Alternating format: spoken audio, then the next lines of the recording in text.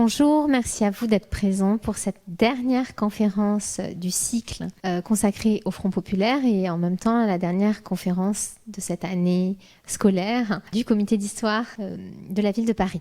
Aujourd'hui, je suis ravie d'accueillir Françoise de Noyelles, qui est une historienne de la photographie, professeure à l'université Louis Lumière et aussi commissaire de l'exposition à l'Hôtel de Ville, que je vous engage encore une fois, une très belle exposition que je vous engage à aller voir.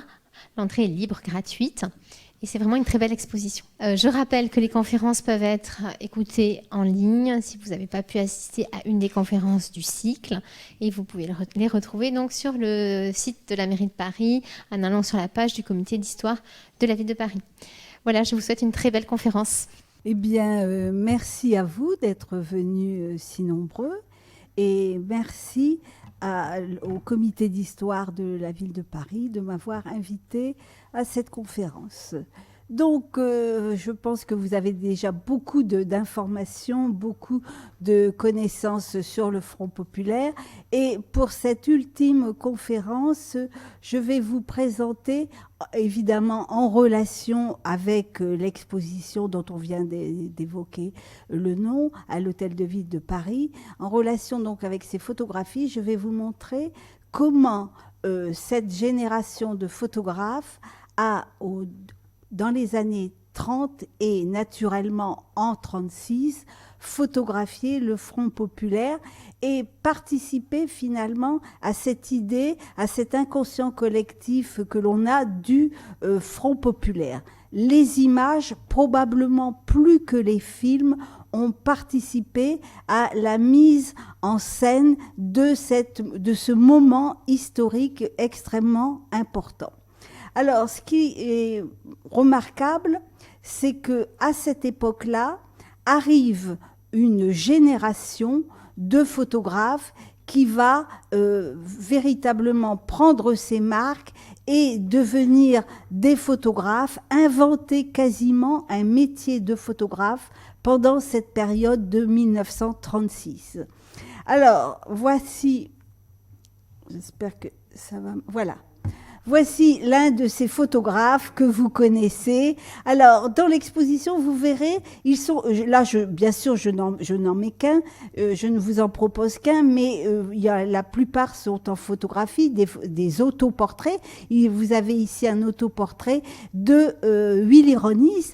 Alors, ce qui est intéressant, c'est que vous les connaissez généralement, ces photographes. Vous connaissez Robert Doisneau, Cartier-Bresson, Chim, plus connu sous le nom de David Seymour, mais à l'époque, il se fait appeler surtout Chim. Et puis également Robert Capa, l'un des artisans de toutes ces photographies, mais aussi des photographes un peu moins connus, comme Lipnitsky, comme Cerf, comme Fred Stein, qui sont des photographes qu'on connaît moins, mais qui ont eux aussi participé à cette épopée du Front populaire. À cette époque, ce sont des gens totalement inconnus, qui sont dans des conditions pas extraordinaires, si vous voulez. Pour ne citer par exemple que Willy Ronis, c'est un moment plutôt tragique pour lui, le Front populaire. Il est à la fois, il a été environné par un univers plutôt de centre droit. Ses parents étaient des commerçants, son père était un photographe de quartier, mais il avait un ami de lycée qui lui avait fait découvrir la fête de l'humanité et tout l'environnement idéologique qui va avec cette fête de l'humanité. Mais en juin 36, eh bien, il a deux événements extrêmement tragiques, c'est-à-dire que son père meurt, d'une part, il faudrait donc qu'il s'occupe de la boutique, mais la boutique ferme pour faillite. Vous voyez donc qu'on n'est pas particulièrement à la joie. Quant à Robert Capa, c'est un émigré qui est arrivé à Paris en 1933. Il a quitté la Hongrie, il s'est installé à Berlin où il a été initié à la photographie, mais en 1933, il est obligé de quitter une nouvelle fois cette patrie d'origine. Donc, vous voyez, ces photographes, ils sont pas dans les meilleures conditions. Capa, il a la vie d'un émigré actuel, c'est-à-dire qu'il n'a pas un sou en poche, que sa seule fortune, c'est un Leica qu'il dépose au clou régulièrement, qui vit véritablement d'expédients, qui a presque pas publié de photographie. Alors le seul qui est un petit peu plus dans une situation plus conséquente, c'est Chim. Chim est arrivé, c'est un photographe d'origine polonaise qui est arrivé à Paris, lui en 1932, et qui s'est fait engager comme photographe dans le magazine communiste Regard. Il est donc le photographe du magazine Regard. Et lui, il est un peu plus assuré parce que il a déjà couvert finalement toute cette période antérieure au Front populaire, extrêmement importante, avec cette montée dont on a dû vous parler, à partir de 1934 et jusqu'à l'apogée de 1936. Alors, ce qui différencie cette génération de photographes que j'évoque, c'est que, bon, à part Chim qui travaille pour un magazine, c'est que quasiment tous, ils sont freelance, c'est-à-dire qu'ils vendent leurs photographies à droite, à gauche, et notamment au journal Vue, dirigé par Lucien Vogel, qui est le journal, le magazine qui véritablement accueille toute cette nouvelle génération, en particulier Kertész, en particulier Krull, et sous ces grands photographes, Man Ray également, et qui donne sa place à une photographie que l'on appellera ultérieurement une photographie d'auteur, de ces auteurs qui vont constituer ce que l'on appelle l'école de Paris. Alors, à côté de ces photographes, il y a des agences de photographie, des agences qui, elles, fonctionnent quasiment comme des agences actuelles avant l'ère du numérique. C'est-à-dire qu'elles ont une équipe de photographes qui, eux, photographient plutôt ce que l'on appellerait actuellement les hot news, c'est-à-dire l'événementiel au jour le jour, alors que les photographes comme Capa, eux, photographient plutôt pour la presse magazine, c'est-à-dire des actualités beaucoup plus larges. Et ces photographes d'agence, eux, ils vont photographier, eh bien, à la fois les événements qui précèdent 1936, c'est-à-dire à la fois toutes les manifestations, parce que la manifestation va être extrêmement importante, et en même temps, ils photographient ils vont photographier les premières grèves. Alors que les photographes d'auteurs, eux, ne photographieront que les manifestations de 1936. Et par exemple, vous verrez dans l'exposition, il n'y a pratiquement pas de photographie d'auteurs concernant les manifestations de l'extrême droite. Pourquoi ? Parce qu'ils photographient ce qu'ils fréquentent au bout du compte et que tous, pour des raisons diverses, sont extrêmement proches de la gauche, soit du Parti communiste auquel ils adhèrent, parfois de façon très momentanée, parfois plus longuement. Parfois, ils n'adhéreront au PCF que après la Seconde Guerre mondiale, mais en tout cas, ils sont très très proches. Et naturellement, leur sympathie vont donc vers ces mouvements. Et l'extrême droite n'est pas photographiée, alors que vous verrez dans la presse, des photographies sont publiées, ce sont toujours des photographies d'agence. Voilà un petit peu pour vous dresser le tableau de ce qu'est l'état de la photographie et le rôle que vont jouer les photographes pendant cette période. Ils vont jouer un rôle important pour deux raisons. Première raison, donc, c'est que ces photographies vont être publiées dans la presse, alors publiées dans la presse, mais sans aucun état d'âme, alors que maintenant, Cartier-Bresson ayant un petit peu posé les règles extrêmement strictes dans les années 50, il est hors de question de recadrer une photographie d'auteur. À cette époque-là, on recadre, on détourne, on enlève, on coupe et la plupart du temps, on ne signe même pas les photographies. Hein, toutes ne sont pas signées. Il y a pas un grand respect, si vous voulez, des photographies pour cette période. Alors, les photographies d'agence, naturellement, elles ne sont pas du tout signées. Et donc, le deuxième point important, c'est que ces photographies, eh bien, alors qu'elles participent uniquement pour n'ont qu'un intérêt immédiat, c'est-à-dire d'être publiées, elles vont être conservées par les photographes et de simples objets de documents que l'on vend dans la presse, elles vont petit à petit constituer l'œuvre de ces photographes. Une œuvre qui va être importante et qui donnera une transposition de documents à œuvre et du papier journal au CIMES des musées du monde entier, puisque les photos de Capa, de Cartier-Bresson, de Kertész, naturellement, sont maintenant dans tous les grands musées, au MoMA, comme à la Bibliothèque nationale ou bien au Centre Pompidou pour les institutions françaises. Les photographies des agences, elles, c'est un peu différent, puisque elles vont être gardées par les journaux. Les journaux vont les garder. À ce moment-là, vous savez, les photographies sont publiées en grand nombre.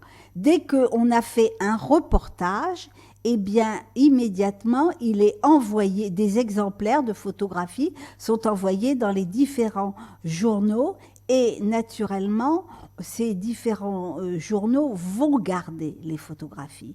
Et ces fonds vont être récupérés par des institutions comme la Bibliothèque nationale, qui garde le fonds, entre autres, du journal, qui est ensuite le Front de l'Aurore, mais aussi les Archives nationales, mais aussi l'agence Roger Violet, actuellement, et différentes institutions, comme par exemple le centre de documentation de la CGT ou bien celui de l'ex-SFIO, maintenant Parti socialiste.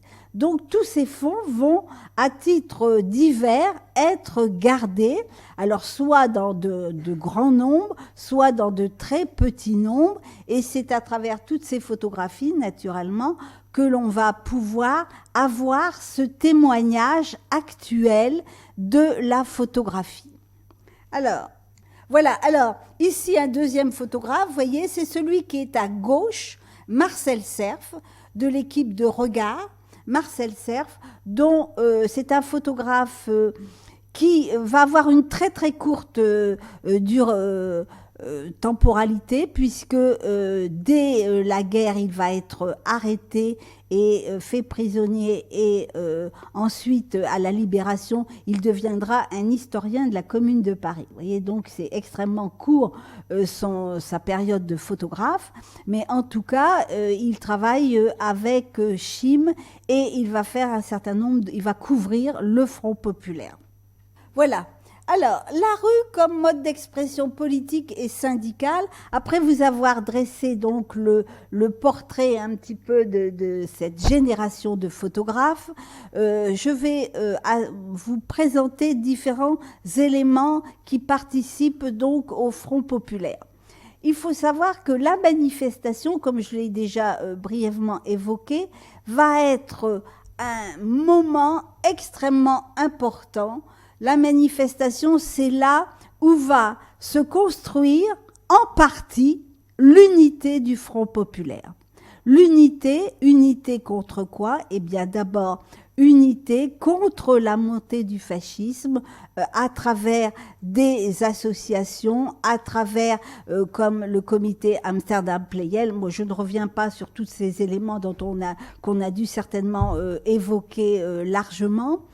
Et cette unité, elle se fait au niveau des instances dirigeantes, mais elle se fait aussi beaucoup dans la rue, où finalement on évalue un petit peu les rapports de force et ce désir d'unité qui se manifeste.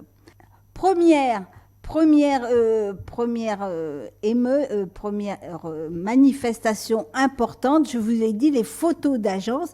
Voilà, les fameuses émeutes du 6 février 34, place de la Concorde, dont on a dû vous parler. Je reviens pas sur l'événement, mais je vous montre ici une des photographies les plus connues de cette période, où l'on voit bien que on a là nous sommes encore que vers 6 heures du soir.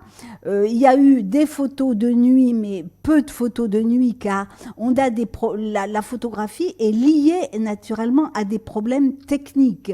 Faire de la photographie de nuit, c'est quand même beaucoup plus compliqué.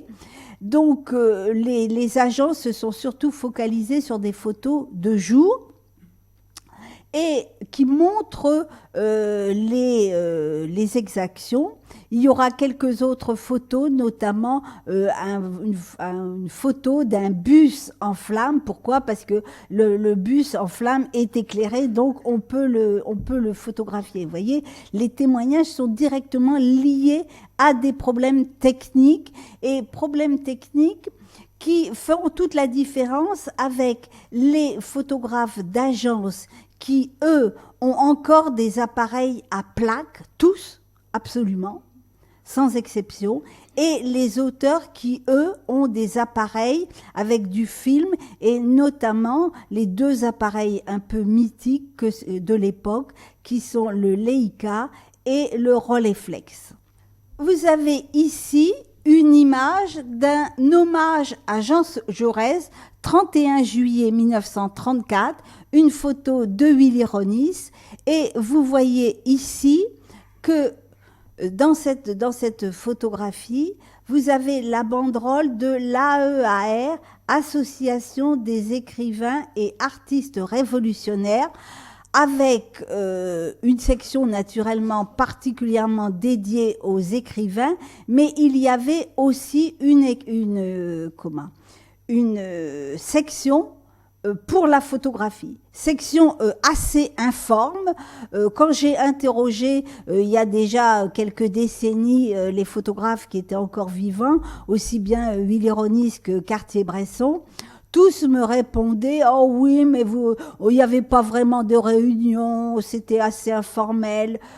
C'était pas si informel qu'il semble le dire, puisque j'ai retrouvé dans les archives de André Cartez une carte de l'association des écrivains de l'AER. Autre photo, toujours de cette période, c'est l'hommage à Jean Jaurès, 31 juillet 1934, cette fois-ci par Fred Stein, dont je vous ai parlé tout à l'heure. Fred Stein, qui est un photographe suisse, qui a débarqué à Paris, qui savait pas du tout qu'il allait embrasser une carrière de photographe. Et pourtant, il va réaliser un certain nombre de photographies qu'il vendra à la presse. Alors, cette photographie, pourquoi est-ce qu'elle est importante? Parce qu'on est ici dans l'une des deux grandes commémorations qui président au Front populaire.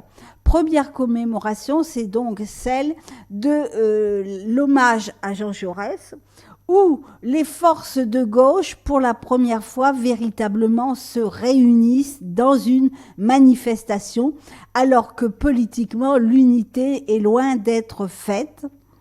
Et la deuxième grande commémoration, c'est la commémoration des fusillés de la Commune au mur des fédérés au cimetière du Père-Lachaise.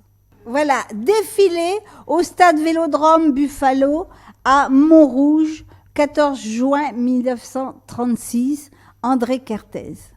Alors là, nous sommes déjà dans la célébration. La victoire du Front populaire est éclatante et dans la manifestation va célébrer cette fois-ci la victoire. Alors, vous avez une photo ici d'André Kertész, l'un des photographes majeurs de cette époque. Alors, il y a très peu de photographies d'André Kertész de cette période. Il y aura une commande du magazine Regard. Les Parisiens soutiennent les grévistes et dans l'exposition, vous verrez, il y a à la fois la page du magazine et il y a la planche contact. La planche contact, c'est le contact des films. Et vous verrez que Kertész a fait 4 photos et les 4 ont été publiées. C'est-à-dire qu'à cette époque, on ne mitraille pas. Et vous avez dans les bandes précédentes, puisqu'il y a des bandes pour le film est coupé en bandes, eh bien, vous verrez ces photographies du stade Buffalo à Montrouge, stade Vélodrome, où vous avez ici tout le style des photographies de l'époque. C'est-à-dire, vous voyez, vous avez une photographie en contre-plongée de cette femme qui est prise de façon très dynamique. Et cette photographie, elle peut être prise ainsi parce que dans ce stade Buffalo qui est plein à craquer, on a mis une sorte d'estrade en croix que vous verrez dans l'exposition. Il y a une photo aérienne et vous verrez que il y a beaucoup de photos qui peuvent être prises en contre-plongée. Parce que je parle et je regarde pas trop ma montre.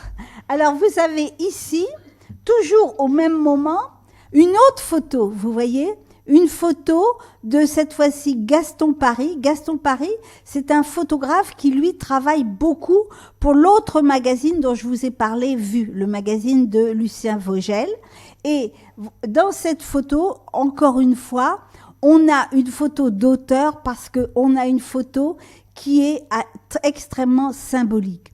Vous avez dessiné sur une grande bâche, vous verrez une autre photo dans l'exposition qui vous explique mieux cette photo parce que on voit la bâche dans son entier.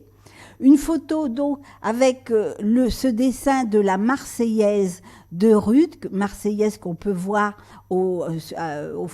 sur l'Arc de Triomphe. Et là, vous avez cette petite fille, point fermé, le symbole véritablement du triomphe de la gauche et de l'extrême gauche. Vous voyez, cette Marseillaise associée à cette petite fille est une photographie qui n'a été quasiment jamais sortie et c'est l'intérêt finalement d'un peu commémorer chaque décennie le Front populaire, c'est qu'on revisite les fonds et on retrouve à chaque fois des photographies. Vous savez, les fonds sont extrêmement importants. J'ai écrit un article il y a quelque temps où j'avais essayé de voir combien il y avait de photographies d'agences uniquement sur Paris.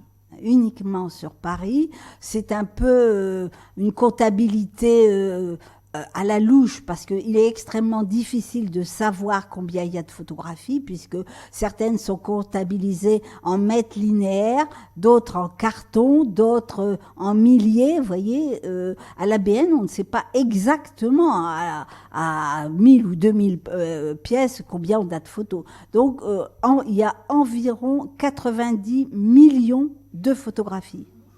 Vous voyez, c'est dire la richesse de nos fonds.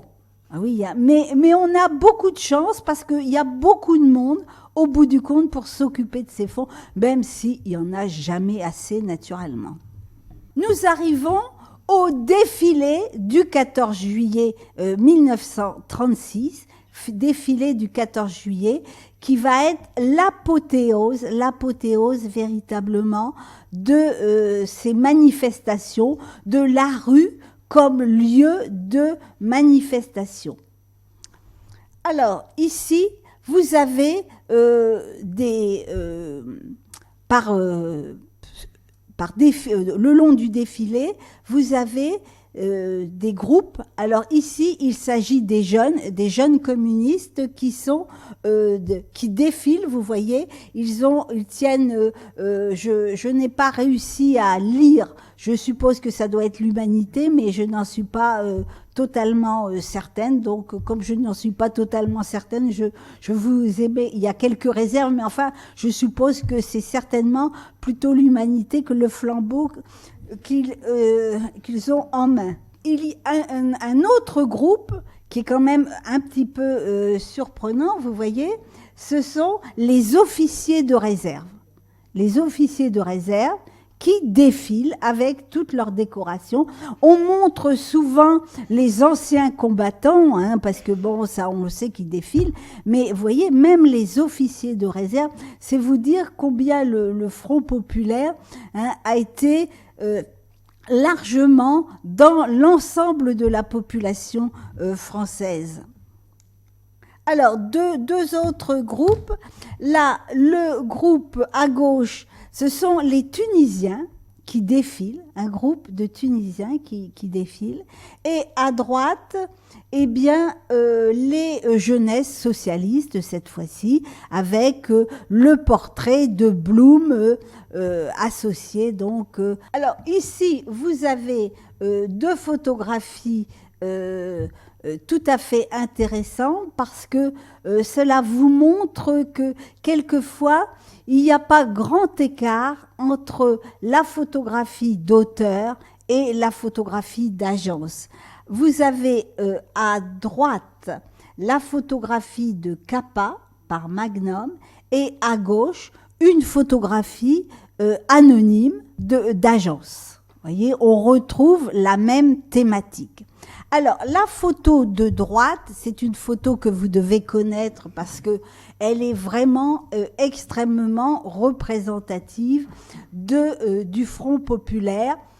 Cette photo a été prise donc par Capa le jour du 14 juillet. Le jour du 14 juillet, naturellement, tous les photographes sont à l'affût.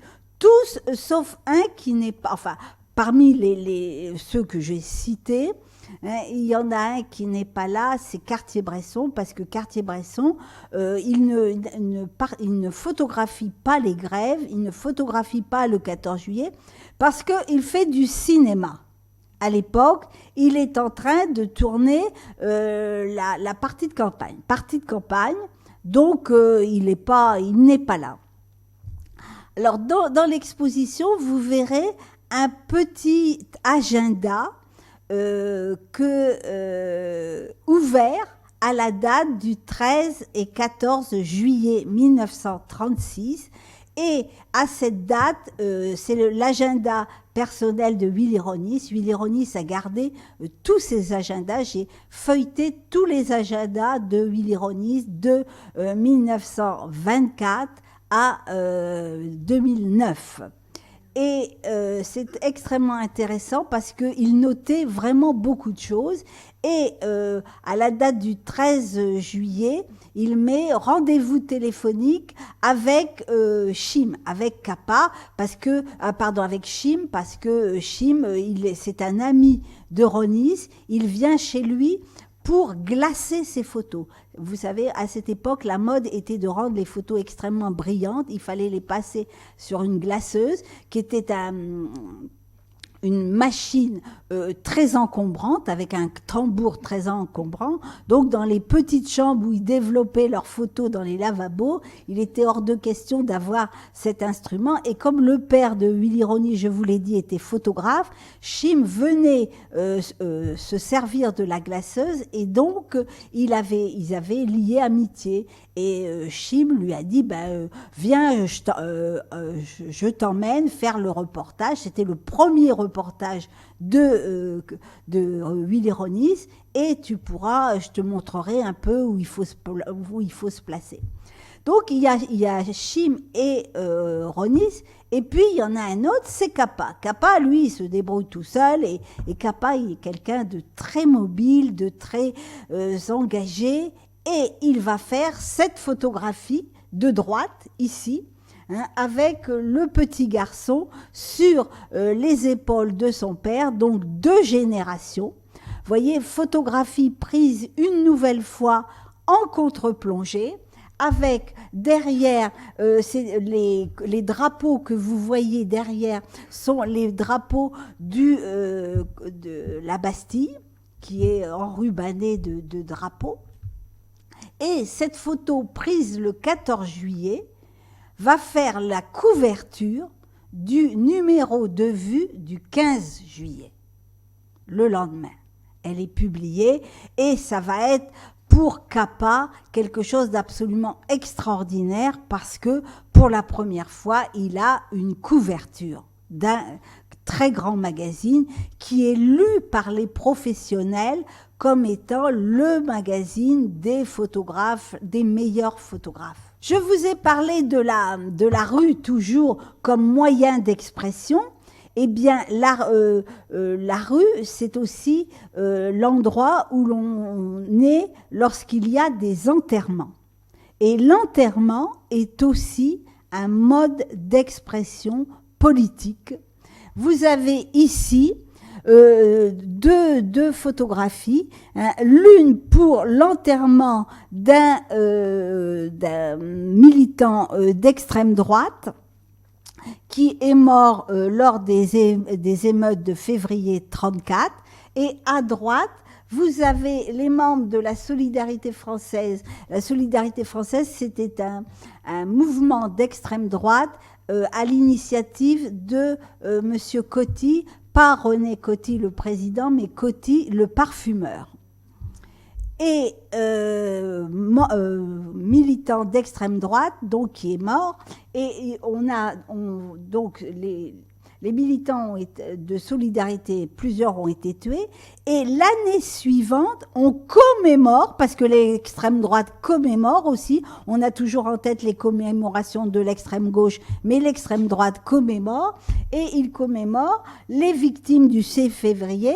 Nous sommes devant le Notre-Dame de Paris, et vous voyez que tous font le salut fasciste. Donc, ils affirment leurs idées dans Paris de façon très, très voyante et très délibérée, et ils sont nombreux. Vous verrez dans l'exposition plusieurs photographies, notamment des photographies où l'on les voit ranimer la flamme à l'Arc de Triomphe, et le 11 novembre et le 14 juillet. Et dans l'exposition, il y a 2 photographies. L'une où l'on voit le colonel de la Roque, et en dessous de cette photo, vous voyez, il y a les gens qui assistent au bord de la route, et c'est pas une poignée, il y a énormément de monde qui viennent les célébrer. Autre enterrement, cette fois-ci, on est plus tard dans le Front populaire, on est en 37. Je ne reviens pas sur l'histoire des victimes de Clichy, hein. Je pense qu'on vous en a parlé. Il y a eu une volonté de manifestation de l'extrême droite, et la gauche a voulu faire une contre-manifestation, et cela s'est soldé par des morts. Et donc ces morts de la gauche par le ministre ordonné finalement un maintien de l'ordre qui est ordonné par Jules Mock, cet enterrement va donner lieu à une manifestation. Vous voyez le décorum de l'enterrement à gauche, et à droite, vous voyez le monde qui assiste à cet enterrement. Donc l'enterrement, hein, à droite comme à gauche, c'est un lieu de manifestation, un moyen encore d'affirmer ses idées. Vous avez là d'autres obsèques, celle-ci, cette fois-ci de Roger Salengro. Roger Salengro qui va se suicider après une campagne de diffamation extraordinaire contre lui. Il va flancher, il va se suicider.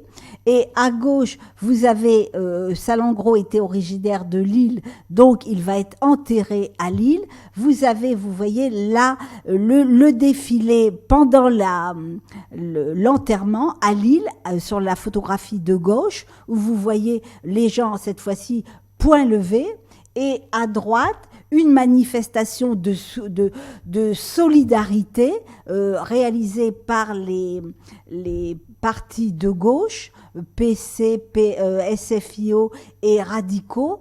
Vous avez, nous sommes là à la porte de Vincennes et vous avez en haut le portrait de Roger Salengro pour le rappeler donc ce personnage. Roger Salengro qui était ministre de l'Intérieur. Après la rue, comme mode d'expression, parlons d'un des moments extrêmement liés au Front populaire, à savoir la grève. La grève, quand on parle du Front populaire, on a toujours en tête deux éléments, la grève et les congés payés. C'est ce qui revient. Donc la grève, comment est-ce que des photographes vont photographier la grève? Eh bien, c'est assez simple. Il va y avoir l'occupation d'usines, le ravitaillement, les nouvelles à la radio, les cartes, les femmes, dormir sur le tas, photographie de groupe et le défilé de la victoire. Ce sont des sortes d'items qui reviennent constamment, à la fois chez les photographes d'agence et chez les auteurs. Voici l'occupation. À chaque fois, j'ai essayé de choisir une des photos les plus représentatives de ces dizaines, voire ces centaines de photographies qui existent dans l'exposition. Vous trouverez également des petites photos d'amateurs, des ouvriers qui ont pris des photos. Alors, l'occupation, elle se traduit finalement par la masse des ouvriers, mais aussi employés, mais aussi techniciens, mais aussi ingénieurs, qui vont se rassembler dans les cours d'usine pour affirmer qu'ils occupent. Ils occupent l'usine, c'est-à-dire qu'ils ne se contentent pas de ne pas venir dans leur entreprise, ils y viennent et ils y restent sans travailler. Donc c'est la prise de pouvoir de l'usine par les ouvriers et les employés qui est traduite dans cette photographie, vous voyez. Alors, ce qui est aussi très important de voir, c'est que vous voyez, ils ont tous le sourire, ils sont heureux, la victoire n'est pas encore là, mais il y a une véritable joie, un bonheur qui transparaît dans ces grèves de juin 36 et que l'on ne retrouvera pas dans les grèves qui vont suivre dès octobre 36. Parce que l'état d'âme des gens ne sera plus du tout la même. Là, ce que les gens ont conquis finalement, c'est leur dignité, c'est la reconnaissance de travailleurs. Voilà une photo de Capa qui traduit bien l'esprit. C'est que ces grèves, dans la mesure où on occupe, eh bien, il faut donc se restaurer. Et la restauration, elle implique deux choses. Elle implique d'une part une ambiance tout à fait chaleureuse parce que on a des boudins, mais on a les corvées de pommes de terre, on épluche les pommes de terre, on apporte des casiers de bouteilles, on apporte des miches de pain. Et ici, si j'ai choisi cette photographie de Capa qui est assez connue, c'est pour vous montrer que certes, les gens font grève, mais qu'il y a une solidarité extrêmement importante des non-grévistes avec les grévistes. Les commerçants, les maraîchers autour de Paris, les vignerons à Béziers, les pêcheurs en Bretagne vont apporter chacun des produits pour les grévistes. Il y a donc une immense solidarité. Cette grève, elle est accompagnée par un assentiment général de la population, sauf naturellement les patrons et l'extrême droite. Que fait-on? Une fois qu'on s'est restauré, on a beaucoup de possibilités, hein.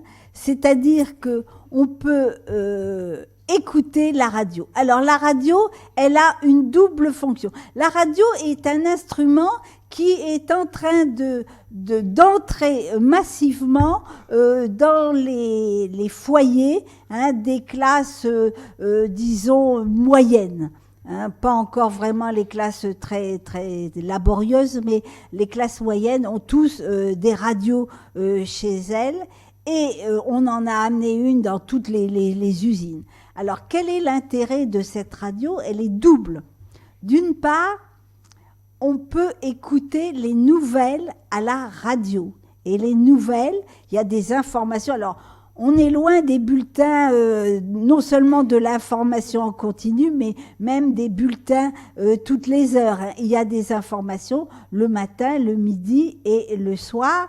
Mais ces informations, naturellement, vont permettre aux grévistes de savoir, surtout au début de la grève, que les usines X, les usines Y sont elles-mêmes en grève. Et naturellement, l'annonce des usines en grève de l'industrie automobile va être extrêmement dynamisant pour l'ensemble des grévistes. Parce que il y avait encore à l'époque beaucoup de petits ateliers, notamment autour de Paris, mais l'industrie automobile concentre plus d'ouvriers, et donc notamment Renault, hein, c'est une aide importante pour l'ensemble du mouvement de la grève.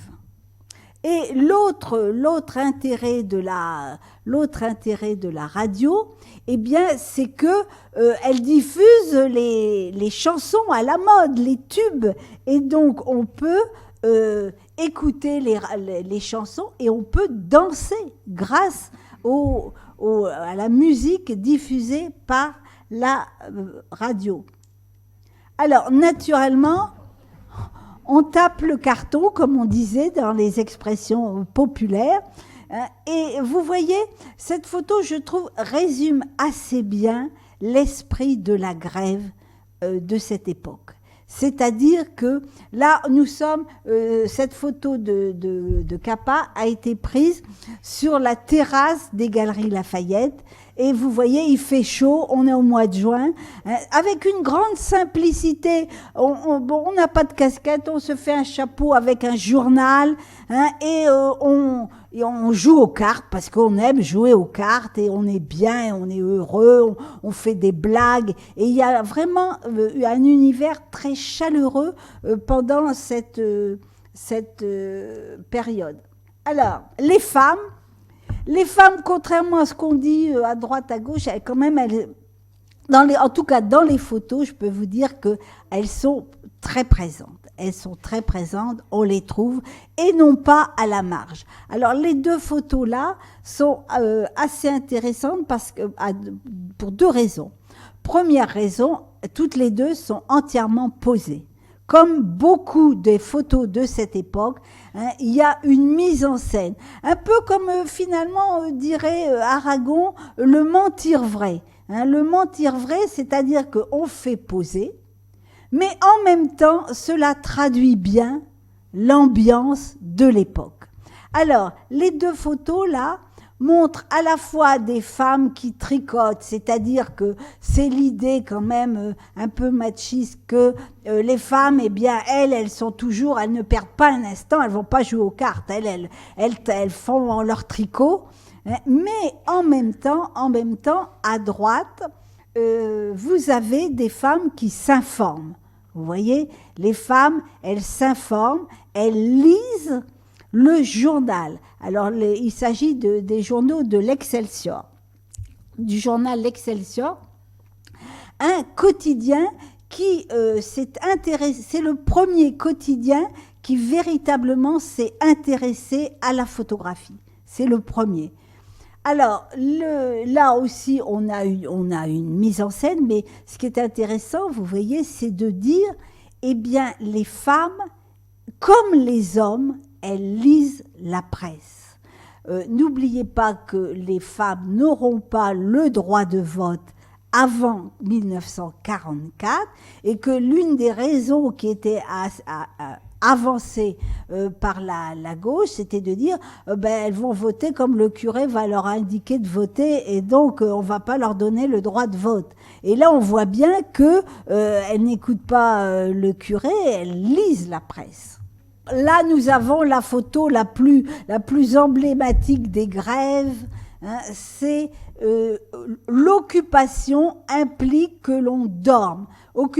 Dormir sur le tas, voilà exactement. Vous avez une photo de Capa Aronneau-Billancourt. Vous voyez les ouvriers se sont installés au milieu des machines, les machines qu'ils nettoient, qu'ils bichonnent, parce qu'il y a l'idée qu'il faut conserver l'outil de production par opposition aux grèves du début du siècle où on avait plutôt tendance à détruire l'outil de production. Là, dans tous les textes, les tracts, on voit bien la sauvegarde de l'outil de production.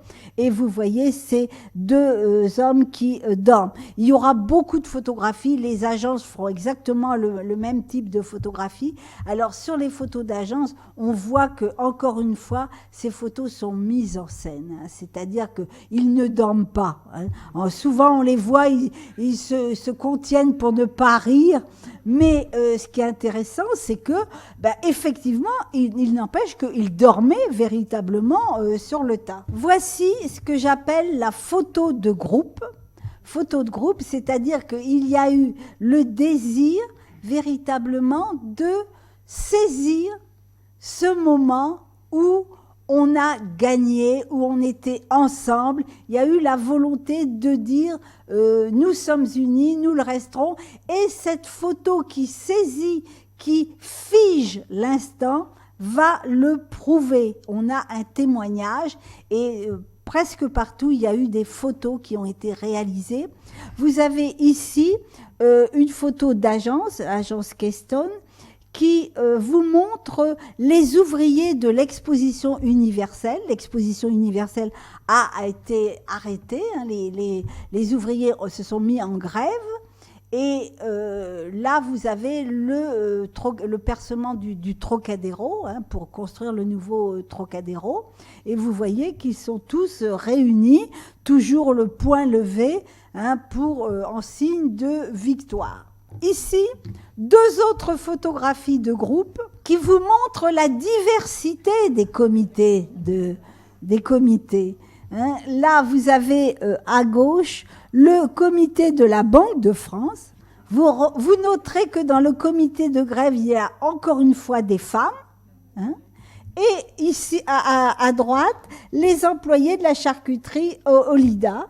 Vous voyez, à la même époque, donc deux univers extrêmement différents, mais qui ont eu le même processus finalement. Et une fois que les accords de Matignon ont été votés, partout, les ouvriers ont défilé. Ils ont défilé, non pas dans des manifestations comme celles que je vous ai montrées précédemment, c'est-à-dire à Montrouge, au stade Vélodrome, où là c'est une manifestation qui est organisée, qui est structurée par les syndicats ou par les partis. Là, ce sont des manifestations spontanées qui ont lieu dans l'usine où Quand l'usine et l'atelier est trop petit, qu'il y a simplement une cour, à ce moment-là, ils défilent dans la rue. Ils défilent souvent dans les rues de banlieue.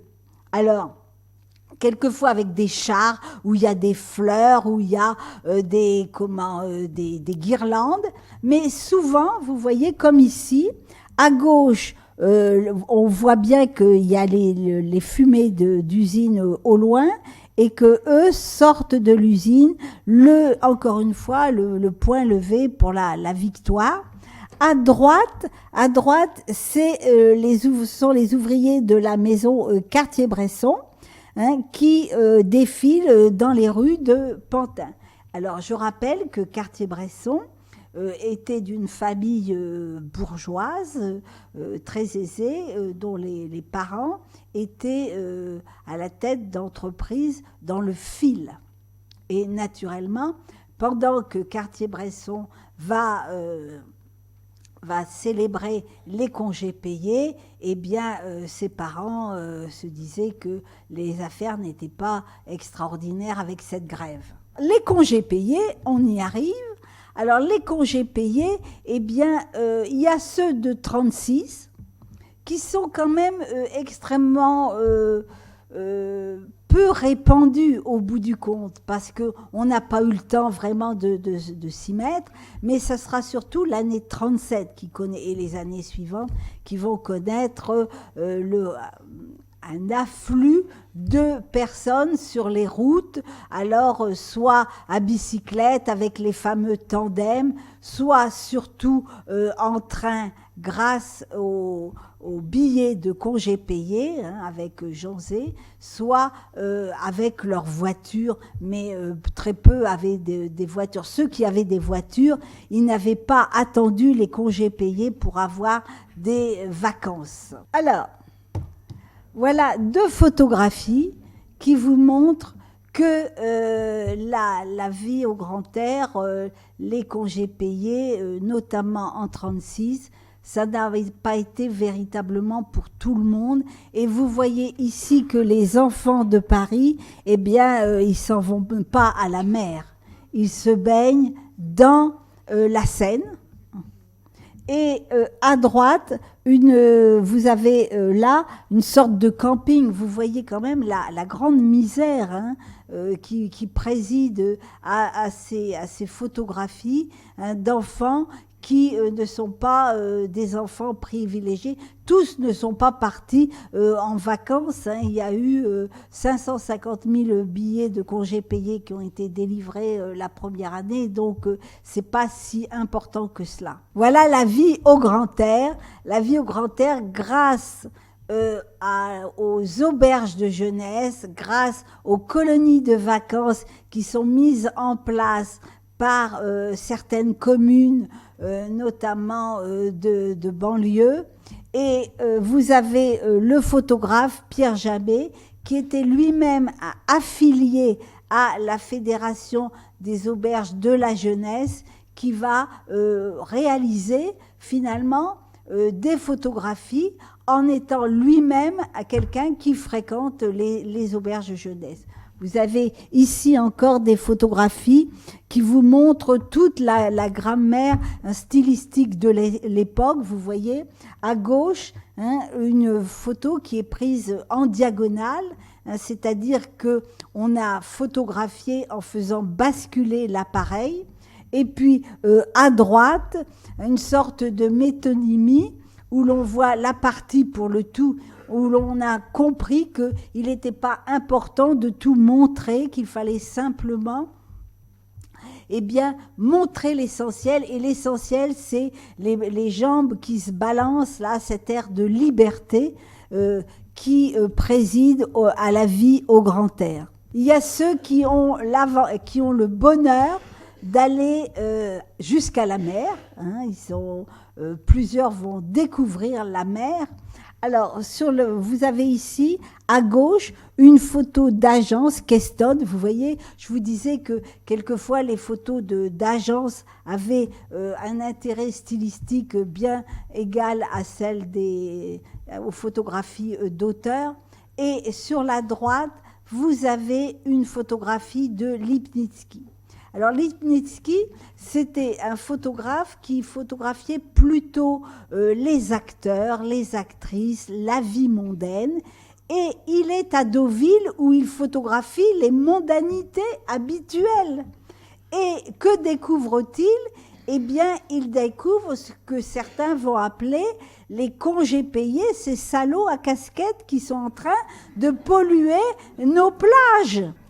Alors, cette photographie de 1937, elle est intéressante parce qu'elle montre deux choses. D'une part, que pour beaucoup, le maillot de bain est un vêtement totalement inconnu. C'est-à-dire, ils n'ont pas de maillot de bain. Et une autre chose, c'est que il y a une difficulté à exhiber son corps. À la fois, pour les classes moyennes, il y a une conquête du corps à travers tout un courant de liberté du corps que l'on retrouve dans différentes photos, mais il y a aussi une espèce de timidité, de recul face à cette exhibition du corps. Alors, dans la photo de Lipnitsky, ce que l'on voit également, c'est que certes, ils sont habillés. Certes, ils n'ont même pas enlevé leur casquette. La casquette qui est quand même ce qui symbolise la condition ouvrière par opposition au chapeau. Mais si vous les regardez attentivement, vous verrez qu'il y a une certaine décontraction. Le monsieur est appuyé sur son coude. La femme, elle, n'a pas enlevé son chapeau, mais elle est carrément allongée, sans état d'âme. Et on imagine bien l'homme regardant la ligne d'horizon, vous voyez, et finalement se disant, ben oui, je suis à la mer, j'y suis, je suis en vacances, et les vacances, vous ne les reprendrez pas. Voici une autre photographie de Marcel Cerf. Souvenez-vous, Marcel Cerf, c'était ce monsieur qui était en blouse blanche que je vous ai montré au début, et pour le magazine Regard. Alors, vous voyez là encore la grande modernité de cette photographie avec le premier plan où on n'hésite pas à couper, vous voyez, à couper les jambes, à prendre des plans où on voit se délimiter trois structures visuelles. Le premier plan, les nageurs au second et l'arborescence au troisième plan. Vous voyez, une composition absolument moderne pour mettre en place l'idée du congé payé, l'idée du bonheur de l'eau, car c'est quelque chose qui nous semble assez courant, assez évident, mais qui l'était beaucoup moins à l'époque. Et ce genre de photo va être mis en avant par un magazine comme Regard, pour dire, eh bien, vous voyez, il y a cette ruée vers l'eau des classes populaires. C'est-à-dire qu'elles aussi ont le droit au bonheur, elles aussi ont le droit de s'amuser, elles aussi ont conquis cette possibilité d'être heureux avec des bonheurs, au bout du compte, assez simples, mais qui leur étaient pas reconnus jusqu'ici. Alors, voici encore... Vous voyez, Pierre Jamet, une photographie des auberges de jeunesse, la grille de Villeneuve-sur-Ouvert en 1937. Et là aussi, on voit, encore une fois, vous voyez la contre-plongée, et l'air de liberté, ce drapeau agité qui n'est pas un drapeau politique mais qui est un mouvement populaire, ces mouvements populaires qui vont être extrêmement importants à cette époque. Voici une photo de Cartier-Bresson sur le camping. Et il a pris beaucoup de photos de camping, Cartier-Bresson. Mais vous voyez, c'est un camping très, très rustre, très véritablement... On prend une toile et puis on va pique-niquer. On n'est pas dans à l'ère des années 70 où on va vouloir avoir la glacière et tutti quanti. Voilà donc quelques images qui vous ont montré comment le Front populaire a mis en place toute une iconographie qui sera reprise naturellement dans les grands mouvements populaires suivants, notamment en 68, on verra des photos aussi d'occupation d'usines, mais aucune d'entre elles n'aura la force de cette période, et notamment sur les congés payés. Voilà, je vous remercie.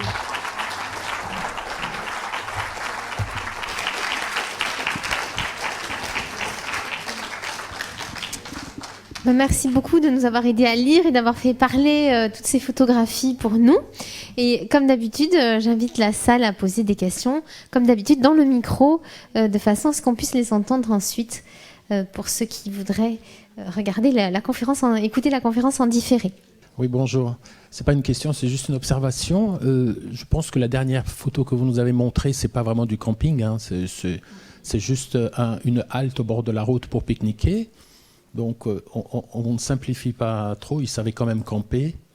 Et je pense que les bonheurs de l'eau, comme vous avez dit, on n'a pas attendu non plus les congés payés.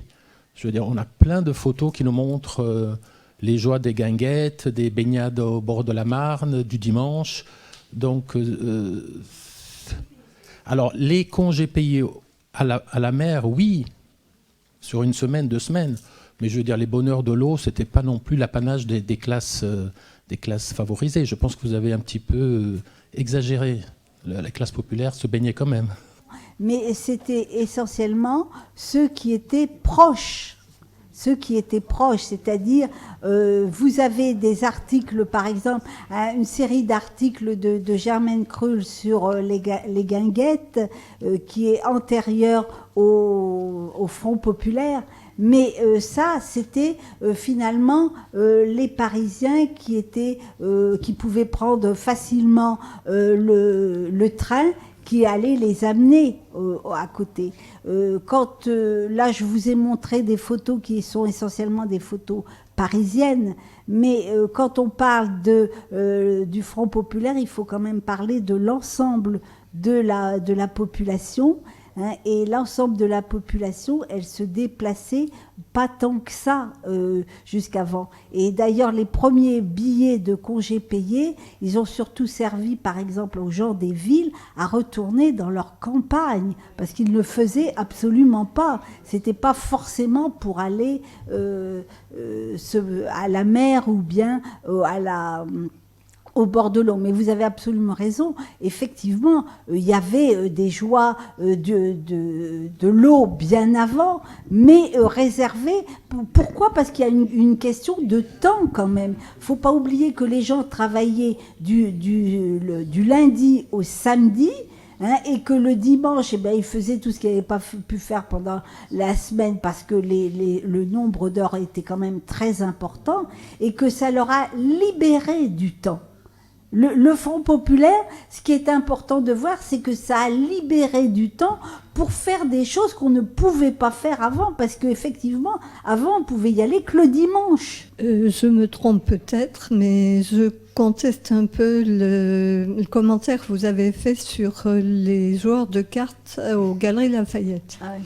Parce que, à mon avis, il faut quand même ne pas oublier qu'ils jouent aux cartes sur la terrasse, normalement réservée à la clientèle, et pendant leurs heures de travail pour clairement manifester qu'ils devraient être en train de travailler et qu'ils ne font rien. Mais je me trompe peut-être. Non. Alors, quand ils jouent aux cartes aux Galeries Lafayette, il y a d'autres photos, notamment de Marcel Cerf, qui sont dans l'exposition. Il n'y a plus de clients aux Galeries Lafayette. Il n'y a plus de clients. Ils sont en grève. Il n'y a plus de clients, donc c'est vraiment le bonheur d'occuper les locaux. Il n'y a plus de clients. Vous verrez dans l'exposition, il y a Marcel Cerf, qui a vécu très longtemps, a écrit une lettre, un petit discours dont il y a l'archive dans l'exposition, où il explique comment il a fait le reportage sur les grèves aux Galeries Lafayette. Et on voit bien que les galeries sont entièrement occupées par essentiellement des femmes, parce qu'il y avait beaucoup de vendeuses, et qu'il y a des banderoles revendicatives tout autour de l'escalier. Et eux, effectivement, la photo que vous voyez, ils ont occupé en haut parce qu'ils voulaient avoir avoir de la lumière. Dans les Galeries Lafayette, il fait pas. Mais voilà, il n'y a pas d'autre. Oui, merci beaucoup. Je voulais vous poser deux petites questions. Oui. La première, c'est pourquoi autant d'étrangers, d'immigrés dans cet art débutant de la photographie? C'est curieux parce que il y a eu des expositions, par exemple, sur la peinture des années 20, l'école de Paris, et on y trouvait également beaucoup d'étrangers et notamment beaucoup de juifs immigrés. Et puis la deuxième question, on voit beaucoup de cravates sur les photos. Je trouve que ça dégage, d'abord ça montre le mélange des ouvriers et peut-être du personnel d'encadrement, et ça montre aussi une forme de dignité dans la présentation de ces personnes. Alors, deux réponses. Pourquoi est-ce qu'il y a tant d'émigrés? Eh bien, l'histoire de la photo est marquée par cette émigration, essentiellement de jeunes qui arrivent soit d'Ukraine, soit de Hongrie, et qui vont d'abord arrêter, pour beaucoup d'entre eux, à Berlin. Pourquoi d'Ukraine? Par exemple, Boris Lipnitsky, c'est un juif d'Odessa, et ils ont fui les pogroms, tout bonnement. Hein. Et puis, Kappa, c'est un petit peu différent. Kappa, il est encore étudiant, et il est mêlé à des manifestations d'extrême gauche. Et on fait savoir à ses parents que soit il s'en va, soit il va se retrouver en prison. Et donc, il choisit le départ et il va s'installer à Berlin. Et naturellement, il va être obligé de partir. Kertész, c'est différent. Kertész, c'est un Hongrois. C'est déjà un photographe reconnu qui a exposé quand il arrive à Paris. Mais Kertész mourait littéralement de faim en Hongrie. Donc il s'est dit qu'il valait mieux quitter son pays, cette fois-ci pour des raisons économiques. Et globalement, ils sont tous attirés par Paris pour différentes raisons. D'abord, c'est la patrie de la liberté, des droits de l'homme, de la révolution de 1789. Il y a cette forte imprégnation. Ensuite, c'est un lieu artistique, intellectuel, avec des galeries, avec des magazines, avec beaucoup de potentialités. C'est là où quand même est venu Picasso, qui commence quand même à être connu comme artiste. C'est un endroit où la musique avec le groupe des 5 est extrêmement vivante. Donc Lipnitsky, qui voulait faire de la musique, eh bien il vient à Paris, vous voyez. Il y a toutes sortes de raisons. Il y a des raisons intellectuelles, il y a des raisons politiques, il y a des raisons économiques qui font qu'ils viennent à Paris. Et tous d'ailleurs vont partir ensuite beaucoup vers New York. Certains reviendront, mais beaucoup ne reviendront pas. Je me souviens d'avoir posé, il y a peut-être 30 ans de cela, à Hans Namuth, un photographe de cette période aussi, un Allemand, pourquoi est-ce qu'il n'était pas rentré en France ensuite. Il m'a dit, mais attendez, moi j'étais allemand, en 39, on m'a mis dans un camp, en 39, oui, dès 39, on m'a mis dans un camp, et je n'avais pas du tout l'intention de revenir ensuite dans ce pays qui m'avait mis dans un camp et dont je me suis échappée avec grand mal. Donc certains vont revenir, Capa va revenir, mais globalement, n'oubliez pas que ceux qui vont créer l'agence, la grande agence Magnum, ont fait leur classe à Paris. Il s'agit de Capa, de Chim et de Cartier-Bresson, pour ne citer que les trois. Il y en a d'autres, hein, mais on va rester à ces trois-là. Et au bout du compte, c'est quand même à New York qui vont créer l'agence Magnum, même s'il y aura un bureau à Paris tenu par Maria Essner, que Capa avait connue à Berlin et qui avait tenu une agence à Paris dans les années 30, mais qui elle aussi était partie aux États-Unis. Alors ça, c'est la première question. La deuxième question, eh bien effectivement, il y a une dignité extrêmement importante des gens, et par exemple quand ils vont manifester, ils s'habillent, et on a vu dans les manifestations, les gens ont soit leur casquette, soit leur chapeau, les femmes ont des talons, elles sont habillées, il y a une grande dignité dans le vêtement, une certaine façon de se tenir importante. Moi j'aurais voulu savoir si vous avez parlé, ce nom d'école de Paris qu'on a donné après, à quel moment les photographes eux-mêmes ont eu le sentiment de faire école en quelque sorte?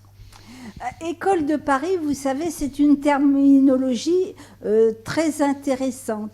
C'est dans une histoire de la photographie publiée en 1968 par le grand photographe Sougez, Emmanuel Sougez, qu'on va entendre ce nom de École de Paris. Et c'est une école très informelle puisqu'elle n'a ni manifeste, elle n'a pas de chef. Et finalement, on se demande bien pourquoi on peut parler d'école, parce qu'il n'y a rien qui corresponde à une école. Et alors que Sougez, dans les années 30, a mis en place un groupe qu'on a appelé le Rectangle, dont la principale caractéristique était que pour être membre du Rectangle, il fallait être français. Bon, vous voyez tout ce que ça implique. Et donc, Sougez, en 1968, lorsqu'il revient sur la période des années 30, cite les grands photographes de l'époque, et on s'aperçoit que dans la douzaine de photographes qu'il cite, il y en a 10 qui sont des photographes d'origine étrangère. Les deux seuls qu'il cite qui ne sont pas étrangers, c'est lui-même et la photographe Laure Albin-Guyot. J'ai encore une petite question tout en haut. Oui. Je ne sais pas si vous arrivez à remettre une des photos que vous nous avez montrées, mais la photo des femmes qui sont censées lire dans les... Oui. Voilà. Alors la question est peut-être un peu polémique parce que c'est tellement mis en scène que bizarrement, apparemment, aucune des femmes ne lit. Et est-ce qu'elles ne lisent pas parce qu'on leur a demandé de ne pas lire, de regarder la photo? Est-ce que c'est de la mise en scène? Ou est-ce que ça va plus loin? Est-ce que les femmes à l'époque ne savaient pas lire dans les usines?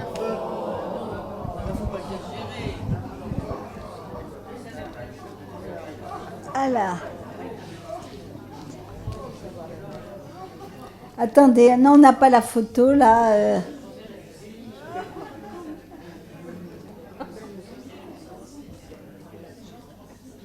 Alors, dans la mise en scène, moi, je pense que on a beaucoup de ces photos qui sont mises en scène avec les journaux. Alors, à mon avis, il y a deux raisons. Excelsior, je pense que c'était une photo qui était en direction du journal Excelsior. Donc, c'est pour dire, vous voyez, le journal est bien lu. Donc voilà.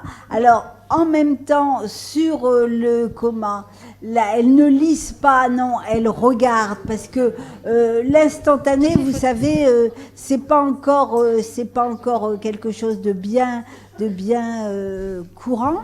En plus, c'est une photo d'agence, donc ce sont vraiment des photos sur des plaques, elles sont posées.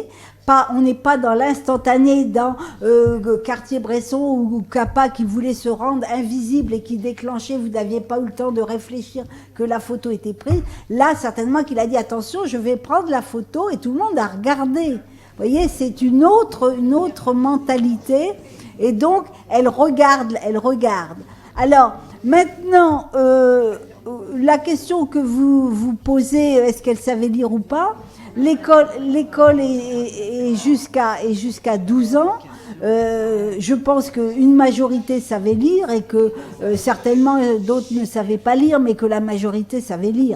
Alors on finit avec ça, on a fini avec les congés payés, donc c'est parfait puisque c'était la dernière séance de ce programme de conférence. Néanmoins, ce soir, vous avez, toujours dans le cadre du programme de conférence, la diffusion du film La vie est à nous, la version restaurée.